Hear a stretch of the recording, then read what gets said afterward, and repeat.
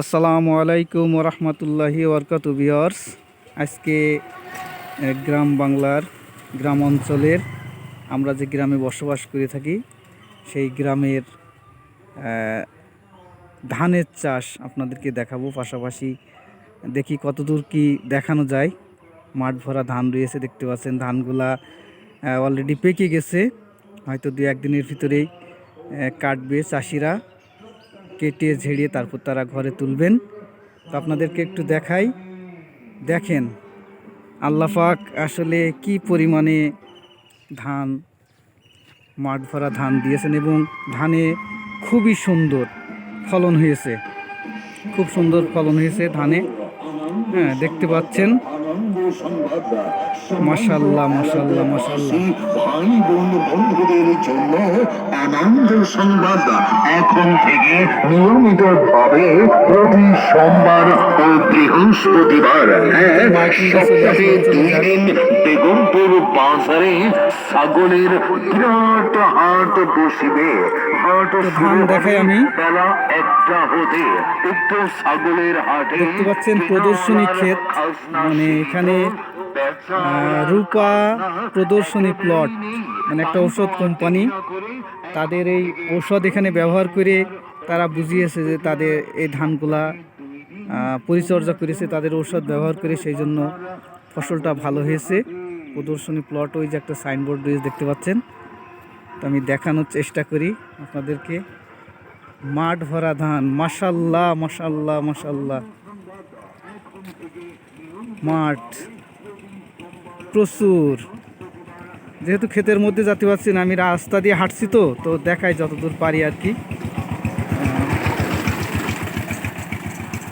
আমি হেঁটে হেঁটে ভিডিও করছি, এই জন্য আর কি।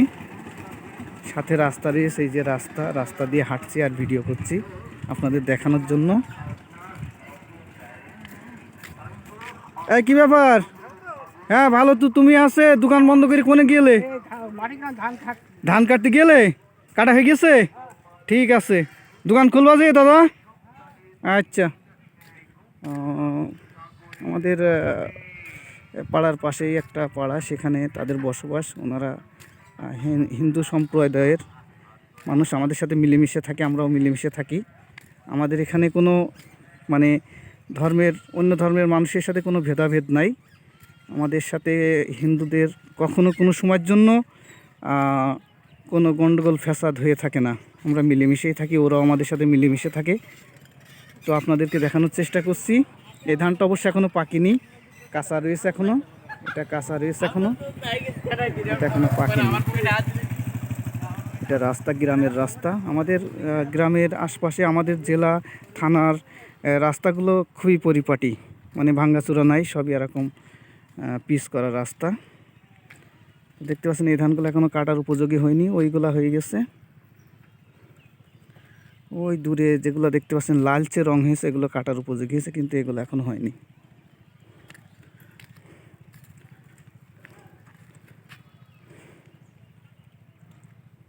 এগুলো এখনও কাটার উপযোগী হয়নি, তবে ওই দূরে যেগুলো দেখা যাচ্ছে আর প্রথম যেগুলো দেখালাম ওইগুলা লাল হয়ে গেছে, কাটার উপযোগী হয়ে গেছে আর কি।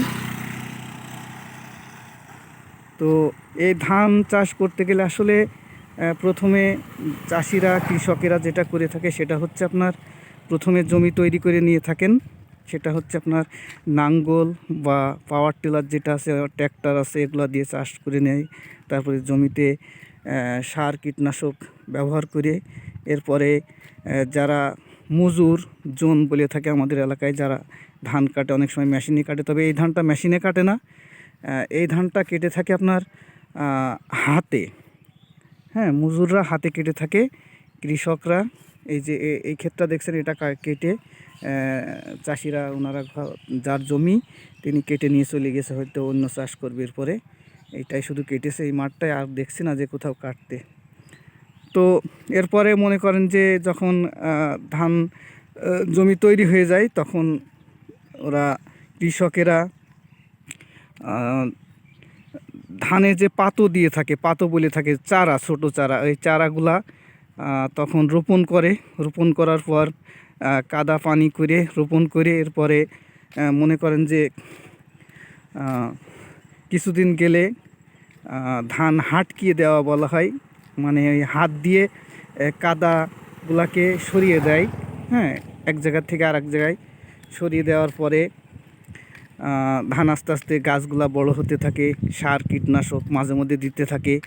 আর এই বর্তমান যে ধান, এই ধানের পিছনে চাষিদের প্রচুর পরিমাণে অর্থ ব্যয় হয়ে থাকে। অর্থ ব্যয় এই জন্য হয়ে থাকে যে এটা আপনার পানি দেওয়া লাগে প্রচুর। এই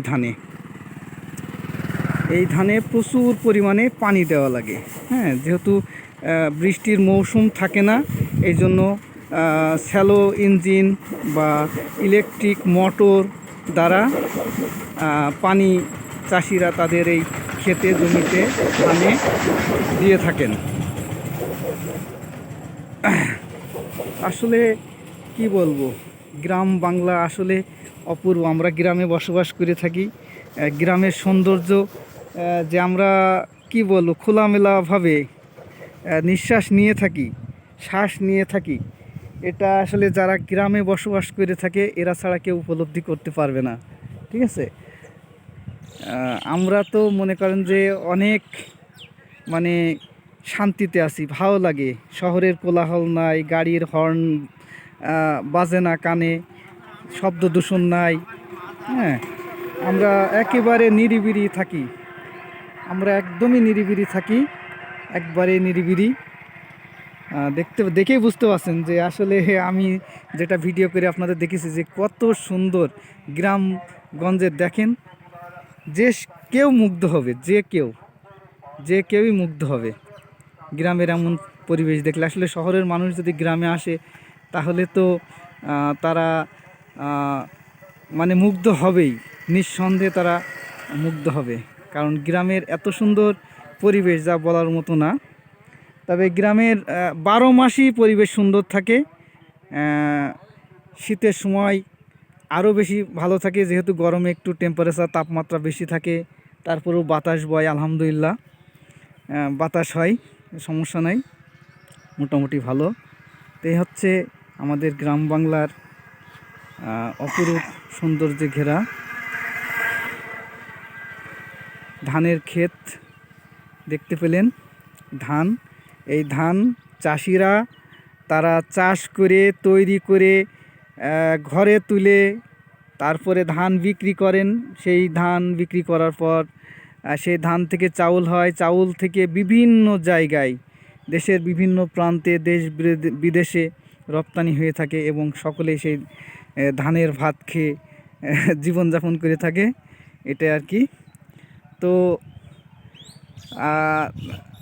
ধান দেখালাম আজকে আপনাদের। সকলেই ভালো থাকবেন আর আমাদের গ্রামের মানুষদের জন্য দোয়া করবেন। আমরাও যে যেখানেই থাকুক না কেন আমরা সকলের জন্য দোয়া করি। মহান আল্লাহ রাব্বুল আলামিন সকলকে ভালো রাখুক, সুন্দর রাখুক, সুস্থ রাখুক, এই কামনায় শেষ করছি। আল্লাহ হাফেজ। আসসালামু আলাইকুম ওয়া রাহমাতুল্লাহি ওয়া বারাকাতুহু।